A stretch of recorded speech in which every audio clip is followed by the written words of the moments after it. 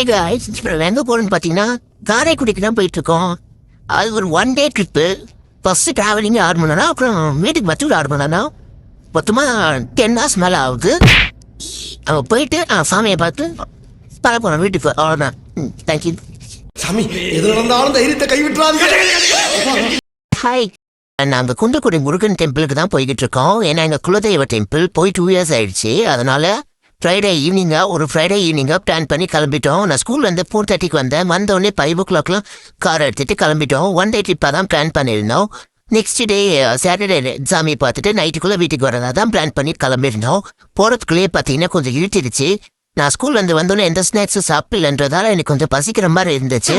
அதனால மேல்மருவத்தூர் தாண்டி 99 kilometers ஒரு ஷாப்பு அது ஹோட்டலானே தெரியல. ஏன்னா எல்லாமே இருந்துச்சு, எல்லா ஐட்டம்ஸும் இருந்துச்சு.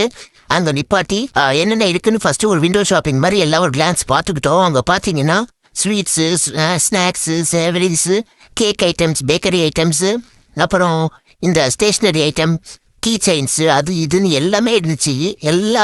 எல்லாம் ஒரு ஜஸ்ட் ஒரு விண்டோ ஷாப்பிங் மாதிரி ஒரு லுக் விட்டு ஒரு ரவுண்ட் அடிச்சுட்டு எதையும் கேரி பண்ணிட்டு போக வேண்டாம், ரிட்டன் வரும்போது பார்த்துக்கலாம் அப்படின்னு எல்லாமே என்னென்ன இருக்குன்னு மட்டும் பார்த்துக்கிட்டு அப்புறம் ஒரு மோமோஸு, ஒரு கார்னு, ஒரு தோசை வாங்கி சாப்பிட்டுட்டு லைட்டாக கிளம்பிட்டோம்.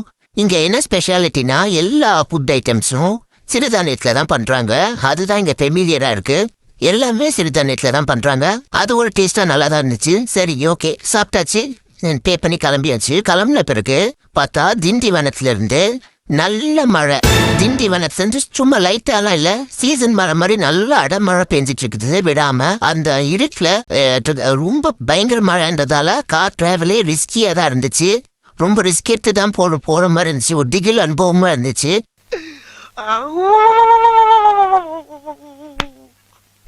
இன்னைக்கு என்னெல்லாம் பண்ண போறாரோ. நாங்க ஆக்சுவலி அன்னைக்கு காரைக்குடி ரீச் ஆகி ஒரு ஹோட்டல் செக்இன் பண்ணிட்டு ஸ்டே பண்ணோம்னு நினைச்சோம். பட் இந்த மழையில எங்களால நாங்க எக்ஸ்பெக்ட் பண்ண டைமுக்கு போய் ரீச் ஆக முடியல. ரொம்ப லேட் ஆயிடுச்சு ஸ்லோவா போனதால மழை.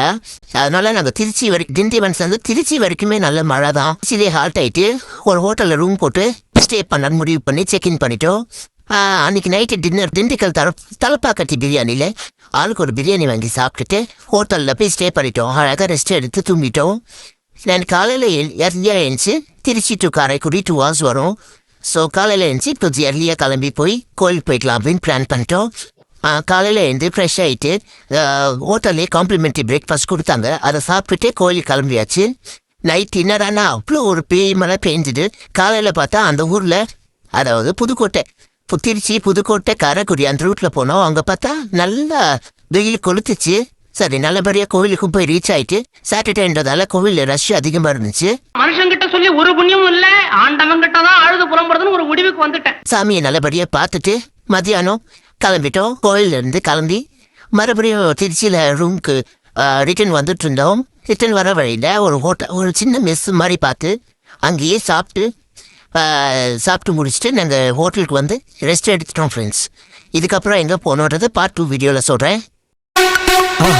மறக்காம சர்ப்ரைஸ் பண்ணுங்க. தேங்க்யூ.